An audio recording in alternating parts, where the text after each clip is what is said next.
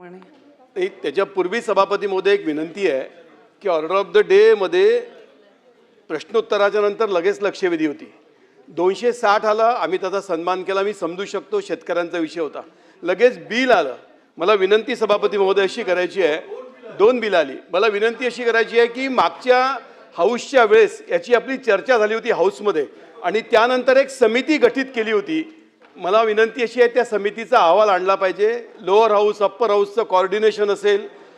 आपण 1 तासाच्या प्रश्नामध्ये किती प्रश्न केले पाहिजे. एक प्रश्न आला तर हाऊसची प्रॉपर्टी असते पण किती वेळ लोक बोललं पाहिजे याच्यावर आपली मागे चर्चा झाली होती.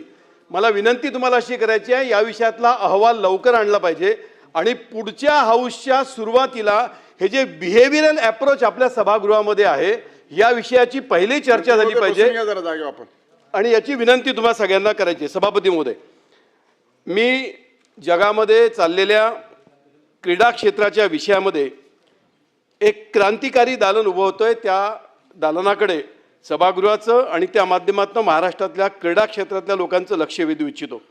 सभापती महोदय, भारतामध्ये आणि जगामध्ये खेळाचा जो इतिहास आहे त्या इतिहासामध्ये सुरुवात जी झाली ती सामान्य माणूस डोळ्यासमोर ठेवून झाली.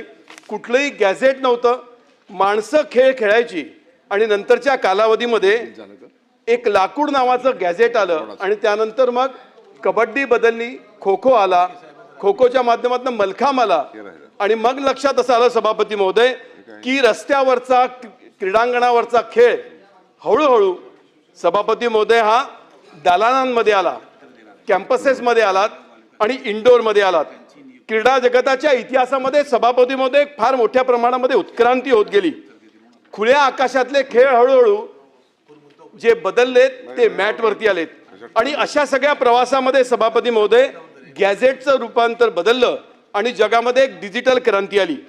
ही डिजिटल क्रांती इंडस्ट्रीमध्ये आली, कॉर्पोरेटमध्ये आली, फार्मिंगमध्ये आली. तशीच ती सभापती महोदय डिजिटल क्रांती ही क्रीडा जगतामध्ये आली. या डिजिटल क्रांतीमध्ये सभापती महोदय जे रोजचे खेळ होते त्या खेळामध्ये एक सपोर्ट सिस्टीम उभी झाली. पण हळूहळू सभापती महोदय प्रत्यक्ष इलेक्ट्रॉनिक्सचा खेळ जगामध्ये सुरू झाला. त्याचा परिणाम क्रीडा क्षेत्रामध्ये आला. सभापती महोदय, ई स्पोर्ट्स नावाचं प्रत्यक्ष डिजिटलच्या माध्यमातून एक क्रीडा विश्व जगामध्ये सभापती महोदय उभं झालं. स्पर्धा, मनोरंजन, जगाचं एकत्र येणं, अर्थकारण, employment, public engagement, youth involvement असे वेगवेगळे आयाम या ई स्पोर्ट्सच्या निमित्ताने उभे झाले. सभापती महोदय, या ई स्पोर्ट्सच्या टायटलमध्ये काउंटर स्ट्राईक सभापतीमध्ये जगामध्ये 23 वर्षाचा इतिहास उभा झाला. डोटाच्या माध्यमातून $40 मिलियन उलाढाल सुरू झाली. लीग ऑफ लिजंड नावाचं एक टायटल सुरू झालं. सभापतीमध्ये 4.5 ते 5.3 बिलियन डॉलर्सचा उलाढाल या विषयात झाला. जगामध्ये China, Korea, north America, Europe अशा सगळ्या जगामध्ये या विषयामध्ये पुढाकार घेतला गेला. सभापतीमध्ये सौदी अरेबियामध्ये तर ई स्पोर्ट्सचं आयलंड उभं झालं, त्याची इकोसिस्टीम उभी झाली आणि एक वर्ल्ड क्लास इन्फ्रास्ट्रक्चर उभं झालं. 24 गेम खेळला गेले, 13 गेममध्ये इंडिया खेळली. सभापती महोदय, केवळ एवढाच भाग नाही तर इंटरनॅशनल ऑलिम्पिक कमिटीने म्हणजे IOA 2021ला एक्सपेरिमेंट लेवलला, 2023ला इन पर्सन आणि आता सभापतीमध्ये 2028च्या ऑलिम्पिकमध्ये त्याला इंटिग्रेट करण्याचा निर्णय ऑलिम्पिक कमिटीने घेतला. कॉमनवेल्थच्या फेडरेशननी सुद्धा ग्लोबल ई स्पोर्ट्स फेडरेशनच्या सोबत एक चॅम्पियनशिप सुरू झाली. आता जगामध्ये हे चित्र बदलत असताना भारतामध्ये चित्र काय सभापतीमध्ये, भारतामध्ये भारत मंडपममध्ये एसर लीग सुरू झाली. 12 टीम खेळल्या, 60 प्लेयर खेळले आणि भारत त्याच्यामध्ये 5व्या नंबरवर आला. सभापतीमध्ये सौदीमध्ये रियादमध्ये 8 जुलै ते 24 ऑगस्ट या काळामध्ये ई स्पोर्ट्स चॅम्पियनशिपमध्ये 25 गेम खेळले गेले आणि या सभागृहाला मी सांगू इच्छितो की 30 लाख लोकांनी यामध्ये भाग घेतला आणि 750 मिलियन लोकांनी जगभरामध्ये हा खेळ बघितला. सभापती महोदय, भारतामध्ये जेव्हा हा खेळ विषय आला त्यावेळेस अन्य राज्यांनी काय केलं. उत्तर प्रदेशमध्ये स्टेट स्पोर्ट्स पॉलिसी तयार झाली. ई स्पोर्ट्सला इनकॉर्पोरेट केलं गेलं. त्यांनी GIRNA सोबत MOU केला आणि उत्तर प्रदेश या विषयात हळूहळू समोर जात गेलं. राजस्थानमध्ये Rajasthan state e sports championship सुरू झाली आणि सभापती महोदय, मी महाराष्ट्रातल्या सगळ्या क्रीडा क्षेत्रातल्या लोकांना सांगू इच्छितो की राजस्थानमध्ये जिल्हाशहा ई स्पोर्ट्सचे गेम खेळण्यात आले आणि त्यामुळे त्याचा परिणाम राजस्थानच्या इकॉनॉमीमध्ये पण झाला. सभापती महोदय, केरळमध्ये केरला ई स्पोर्ट्स एपेक्स ही बॉडी निर्माण करण्यात आली आणि केरळमध्ये सभापती महोदय, मी निवडणुकीच्या निमित्ताने जाऊन आलो. केरळमध्ये केरळच्या एज्युकेशनल करिक्युलममध्ये ई स्पोर्ट्स इंजेक्ट करण्यात आलं.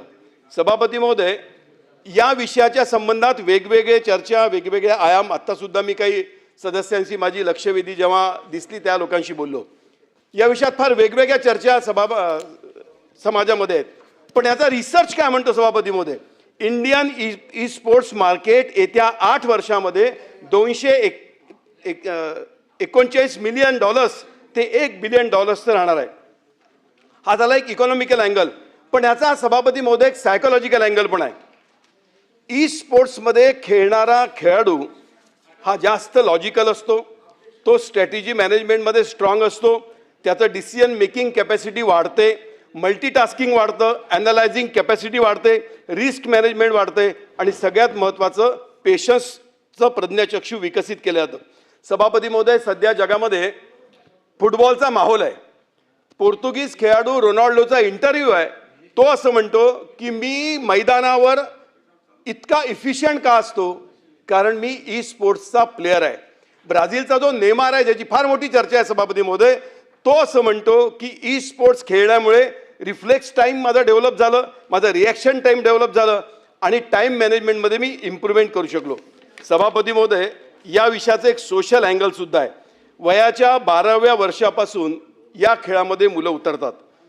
एक रिसर्च असं सांगतो सभापती महोदय की हा खेळ मिडल क्लास आणि लोअर मिडल क्लास लोकांचा खेळ आहे.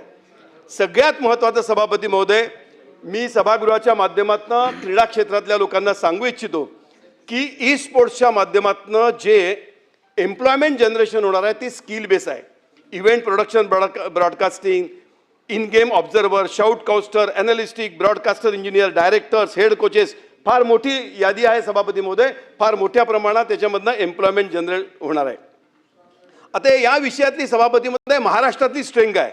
सभापती महोदय, महाराष्ट्रातल्या क्रीडा क्षेत्रातल्या लोकांना ऐकून आश्चर्य वाटेल की भारतामध्ये बूट काम ज्याला म्हणतात, जिथे मुलं प्रॅक्टिस करतात, ते सगळ्यात जास्त महाराष्ट्रामध्ये आहेत. मला सरकारला विनंती करायची आहे की मला आठवतं की 3 हाऊसच्या पूर्वी मी सभागृहामध्ये आर्टिफिशियल इंटेलिजन्सीचं धोरण बनवलं पाहिजे असा विषय मांडला होता आणि त्याचं धोरण आलं आणि त्याचा चांगला परिणाम महाराष्ट्रामध्ये दिसायला लागला. सभापतीमध्ये जग ज्या गतीने बदलतंय क्रीडा क्षेत्राच्या बाबतीत आणि ज्या पद्धतीने सगळ्यात महत्त्वाचं म्हणजे ऑलिम्पिक अशा विषयात लक्ष घालणार आहे, तर महाराष्ट्राचं ई स्पोर्ट्सचं धोरण आपल्याला बनवावं लागेल. त्यासाठी सरकारमान्य ई स्पोर्ट्स असोसिएशनला मान्यता द्यावी लागेल. आणि सगळ्यात महत्त्वाचं माझी तिसरी विनंती अशी आहे की हे धोरण बनवण्यासाठी एक्सटर्नल टॅलेंटला आपण या कमिटीमध्ये घेतलं पाहिजे. आणि चौथा मुद्दा ज्याची चर्चा केरळमध्ये मोठ्या प्रमाणात आहे, राजस्थानमध्ये मोठ्या प्रमाणात आहे, ते म्हणजे Maharashtra e sports premier league आपल्याला महाराष्ट्रामध्ये आपण बनवू शकलो. म्हणजे आपल्याला महाराष्ट्रामध्ये IPLचा अनुभव आहे की सामान्य घरातला एखादा मुलगा IPL खेळायला लागला आणि तो भारताच्या टीममध्ये आला. सभापती महोदय, Maharashtra e sports premier league आपण जर भरवू शकलो, तशी सामान्य घरातली मुलं जगभरामध्ये ई स्पोर्ट्सच्या माध्यमातून खेळतील. सभापती महोदय, या 4 विषयासाठी माननीय सरकारकडून विनंती. सभापती महोदय, सन्माननीय सदस्य श्रीकांतजींनी खेळामधल्याच एका वेगळ्या विषयावर आज लक्ष वेधून घेतलेलं आहे. खरं तर राज्याचं किंवा देशाचं पहिलं क्रीडा विभागाचं धोरण हे आपले मातीतले खेळ असतील किंवा जे प्रचलित खेळ आहेत त्यांना अधिकाधिक सुविधा उपलब्ध करून देणं आणि खेळाडूंना प्रोत्साहन देणं या संदर्भामध्ये राहिलं. महाराष्ट्र राज्याबद्दल बोलायचं झालं तर आपल्या राज्यामध्ये सुद्धा क्रिकेटसारखा खेळ तर याला ग्लॅमरी आहे आणि त्याला चांगल्या पद्धतीचे फॅसिलिटीज पण तुलनात्मक उपलब्ध आहेत. पण मातीतले जे खेळ आहेत, मग कबड्डी असो, हल्लीच्या कालावधीमध्ये लगोरी असेल किंवा आपण खो खो कबड्डी असेल किंवा आपण ज्या ट्रॅक इव्हेंट्स जे आपण म्हणतो त्याच्यामध्ये क्रीडा विभाग हा धोरणात्मक त्या पद्धतीनं जास्ती नेहमी अग्रेसर राहिलेला आहे. आपले तालुक्याचे क्रीडा संकुल असतील किंवा जिल्ह्याचे क्रीडा संकुल असतील, इतर आपले विभागीय असतील, याच्यामध्ये सुद्धा साधारणपणे आपण या खेळांना अधिकाधिक प्राधान्य देतो. पण हल्लीच्या कालावधीमध्ये ज्याचा उल्लेख सन्मान्य सदस्यांनी या ठिकाणी केला, याच्यामध्ये इलेक्ट्रॉनिक स्पोर्ट्स हे जागतिक स्तरावर आता त्याला वेगाने प्रतिसाद मिळायला लागलेला आहे आणि याचं आयोजन मोठ्या प्रमाणामध्ये होत चाललेलं आहे.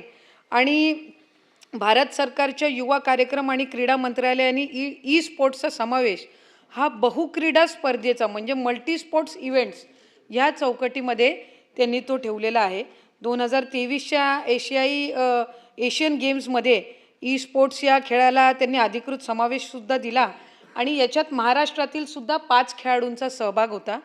आणि पहिल्यांदाच एका नवीन कुठल्या तरी एक एशियन गेम्समध्ये सहभागी होणारे खेळाडू होते आणि म्हणून त्यांना प्रोत्साहन म्हणून शासनाने प्रत्येकी 5 लाखाचं म्हणजे विभागाने क्रीडा विभागाने 5 लाखाची त्यांना वित्तीय अर्थसहाय्यसुद्धा त्यांना त्या स्पर्धेला जाण्याच्या तयारीसाठी केलं. याच्यात मल्टी स्पोर्ट्स इव्हेंट्समध्ये व्हिडिओ गेम्स येतात, काउंटर स्ट्राईक्स येतात, त्याच्यानंतर शूटर आहे, पबजी आहे, त्यामुळे वेगवेगळ्या खेळांचा याच्यामध्ये समावेश आहे. आता या संदर्भामध्ये राजस्थान किंवा उत्तर प्रदेश असेल यांनी काही एक धोरण तयार करायला घेतलेलं आहे. तर या दोन्ही धोरणांचा विभाग म्हणून अभ्यास हा केला जाईल की त्यांनी कुठल्या कुठल्या बाबी धोरणामध्ये समावेश केलेल्या आहेत. कारण याच्यामध्ये एक फार थिन लाईन आहे. एका बाजूला आपण ऑनलाईन गेमिंगच्या विरोधामध्ये काय धोरण आणायचं या संदर्भामध्ये राज्य शासन आणि केंद्र शासन हे त्याच्यावरचे त्यांचे अजून जे निर्णय आहेत किंवा त्याच्यावरचं जे एक सविस्तर धोरण आहे हे आखणं त्याच्यावर अजून सुरू आहे. आणि अशा वेळेला एक बायफर्केशनची लाईन आहे. कारण पबजी आणि हे सगळे ऑनलाईन गेमिंगमध्ये ओळखलं जातं, ज्याच्यामध्ये आत्ता अजून कडक नियमावली आणावी ह्या संदर्भामध्ये अनेक इथंही आपल्याही सभागृहामध्ये दोन्ही सभागृहांमध्ये त्या संदर्भामधली चर्चा झालेली आहे आणि केंद्राच्या विविध स्तरांवर झालेली आहे.